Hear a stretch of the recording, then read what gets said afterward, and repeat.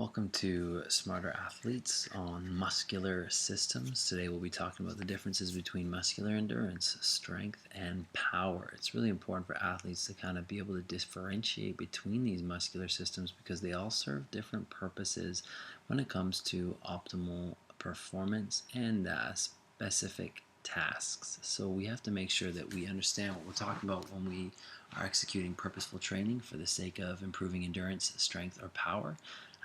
How are these different training systems, and how can an athlete improve on each of these systems individually, and what types of athletes benefit from improving which types of systems. So we want to make sure that by the end of this we're able to kind of target a specific result based on the system that we're training, and we want to know how to set that up as an athlete when we're designing our own training program.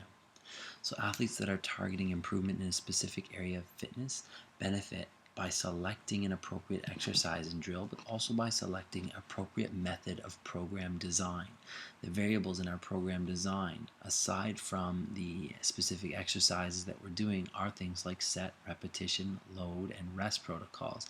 And they can also have a big influence on a training stimulus and the adaptations that our bodies have to those stimuli.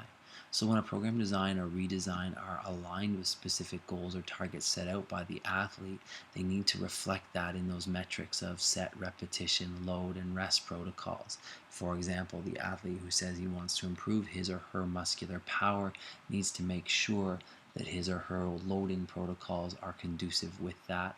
The interset rest is designed to promote power and rapid force production, and that the loads are not too heavy, because power, as we know, is much about speed of movement as opposed to the overall amount of resistive force. So that's just one example, but it is a perfect example of why we are going to discuss this today. So let's go with talking about each individual system in its own part of this presentation. And then at the very end, let's talk about application and assessment of each of these systems. So starting with muscular endurance, you'll see somebody here doing the push-up. The push-up test is a test of upper body muscular endurance. So when we're looking at muscular endurance, we're talking about the ability of muscle or muscular system to be able to handle repetitive stress and sustain that for continuous contraction over an extended period of time before the onset of fatigue. Athletes who benefit from muscular endurance are plenty. In fact, almost every athlete you can think of benefits from muscular endurance in some capacity. Right away, your argument might be the single repetition athlete like the Olympic lifter or the thrower, but just think about this for a minute. Even those athletes need to be able to train, and in a training environment, you have to rest assured that these athletes aren't just showing up to training and doing something one time. They need to be able to withstand multiple repetitions in a training or practice environment. They need to be able to do that with high quality of movement, and therefore muscular endurance is imperative to them as well. So when we talk about muscular endurance, we're talking about type 1 or slow twitch muscle fibers, and we're talking about the percentage of those fibers and their rate of activation. We're also talking about influences on oxygen delivery to muscle, including stroke volume, VO2 max, and the onset of blood lactate accumulation, so the point at which we start to accumulate more blood lactate than our body is capable of getting rid of. Those are all variables related directly to muscular endurance and the overall endurance of a body before the onset of fatigue. So our slow twitch or type 1 fibers are the most efficient when it comes to using oxygen-rich blood for continuous contraction for an extended period of time. These are muscle fibers that typically fire a little bit more slowly, but as a result, they can withstand a lot more abuse repetitively. So higher concentrations of slow twitch fibers, that's ideal for somebody like a marathon runner or a triathlete, an endurance athlete. A combination of muscular endurance and muscular strength is still ideal for these athletes because they need to repetitively stress specific joints through continuous skilled movement. They also need to be able to do it for an extended period of time.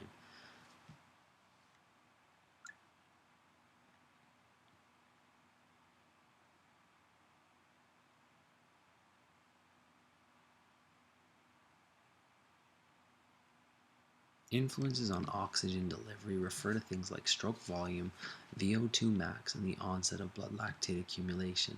Starting with stroke volume, we're talking literally about the amount of oxygen-rich blood that can be sent to muscle with each beat delivered by the heart. When we speak of VO2 max, we're just basically talking about the maximal rate of oxygen that an athlete can consume during exercise. That is his or her complete maximum, even in an anaerobic setting.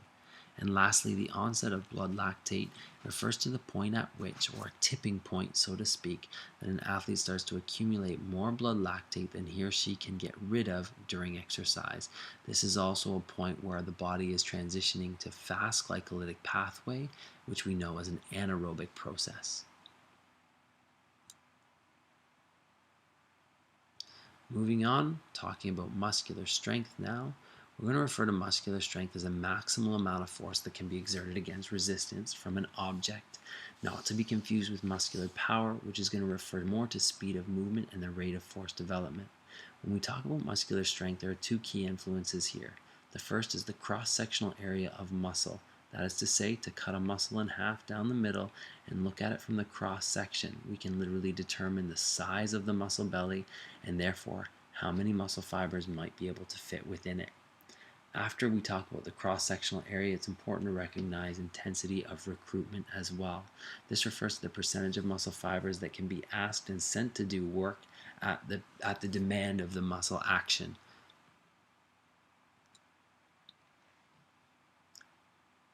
So if we're going to increase the cross-sectional area of muscle, our goal is hypertrophy. We're looking to expand the size of muscle. So literally, the literal number of muscle bundles at the cellular level. Muscular growth happens in response to resistance training, and it's dependent on hormonal adaptation. So this occurs a lot more easily during a certain age group than other age groups. So if we're a little bit too young or we're beyond the age curve, we don't have the same level of hormonal activity, and therefore the hormonal adaptation doesn't happen as quickly. These hormones include testosterone, growth hormone, cortisol, and insulin-like growth factor, and they all play a pretty significant role in increasing the cross-sectional area of muscle. If you've heard about the growth spurt, that's reference to peak height velocity, often coinciding with maturation and puberty, and these are areas of time in an athletic body that are most beneficial on the latter side, about 18 months after the end of peak height velocity, where an athlete can hypertrophy with a higher success rate over a shorter amount of time.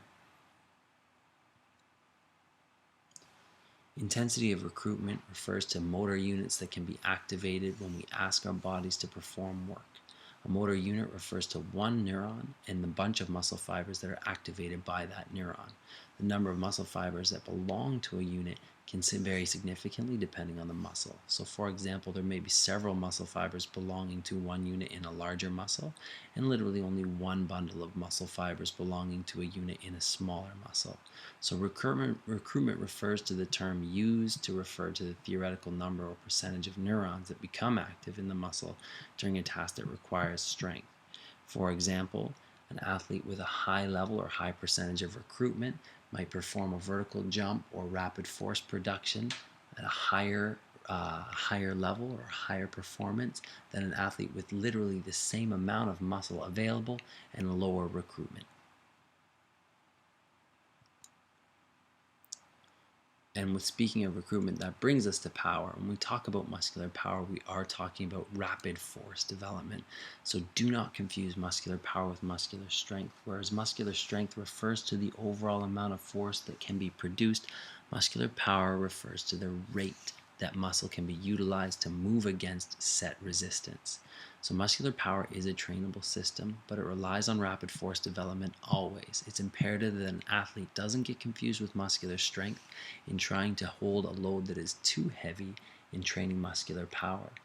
Using a high amount of resistance in a muscular power exercise is contraindicated. It means it's against advice if an athlete is not able to move that resistance load quickly enough. Speed of movement is the first and top priority in muscular power exercises. Appropriate resistance loads for training for rapid force development should be submaximal, not maximal. And this is in order to encourage a higher speed of movement always. This is also dependent on type 2 or fast twitch fiber composition. Athletes that are historically a little bit more naturally powerful are said to have a higher concentration of type 2 or fast twitch fibers. So starting with speed of movement, we want to make sure that rate of force production is always the priority. This directly relates to the speed of muscular recruitment. In order to train muscular power, an athlete needs to improve strength first, so it's not a bad idea for athletes to periodize over the course of a calendar year, focusing on muscular strength for a duration before moving on to muscular power as their primary focus. In an untrained individual, a low speed max strength exercise would also help to improve muscular power in the long run. There have been many individuals who do things like just squatting or deadlifting or other low speed full body or lower body exercises that see early improvements in power tests like the vertical jump or the 40-yard dash, but only to a certain extent. Beyond that, those athletes do need to train in a powerful capacity, performing exercises like plyometrics and Olympic lifts. We spoke briefly about fast twitch muscle fiber composition, and fast twitch muscle fibers are those that are responsible for those quick and powerful contractions. Fast twitch muscle fibers, because they contract so rapidly, fatigue early. They can only contribute to anaerobic efforts. So before an athlete experiences significant diminishing returns, an athlete with fast twitch muscle fiber composition that's fairly high is only really performing 1 or 2 repetitions of an exercise before noticing a significant decrease in performance or result, unless of course there's a full rest or restorative rest period in between those bouts of exercise, in which case we'd be talking about 3 to 4 minutes. So type 2 fibers also have the greatest potential for an increase in mass. Therefore, athletes who seem to naturally be able to hypertrophy after minimal periods of weightlifting, that would be an indication that they had a higher concentration of type 2 fibers as well.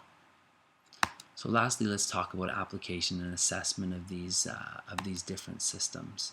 When we are training one system, we want to make sure that we're doing that with the appropriate set, repetition, and loading protocol, and also an appropriate resting protocol.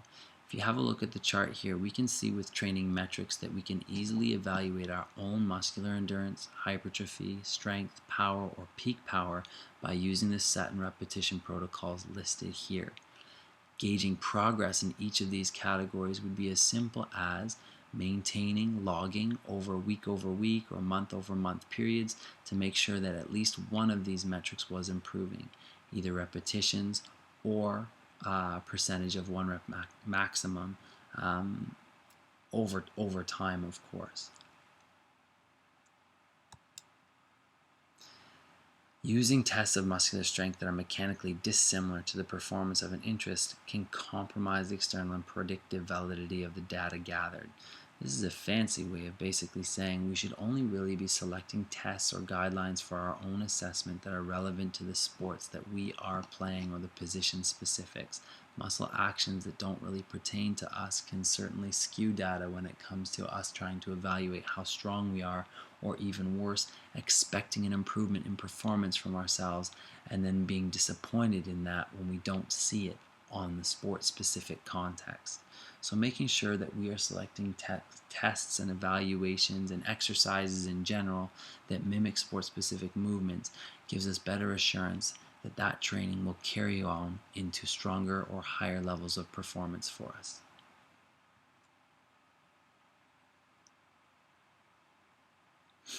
When we're looking at assessment, we want to make sure we understand what types of tests correspond with what types of muscular systems. So having a quick look here, we want to kind of focus on things like the push-up test, for example, for upper body muscular endurance. We might want to focus on things like the 1 to 3 repetition squat for lower body maximal strength. But when it comes to lower body maximal power, we might want to look at things like the vertical jump or the 1 repetition maximum clean. When it comes to upper body strength, we might focus on a test like the bench press, and it might be somewhere between 1 and 5 repetitions. And when we're thinking about lower body muscular endurance, we could do a variance of things. We could do hurdle jump tests, running or cycling tests like the 12-minute run or an ergometer cycling test, and there's a lot of variety there. But the key thing here is to make sure that the exercises that we are performing regularly are somewhat accessible, and that they do relate to the muscular systems that we are hoping to improve upon.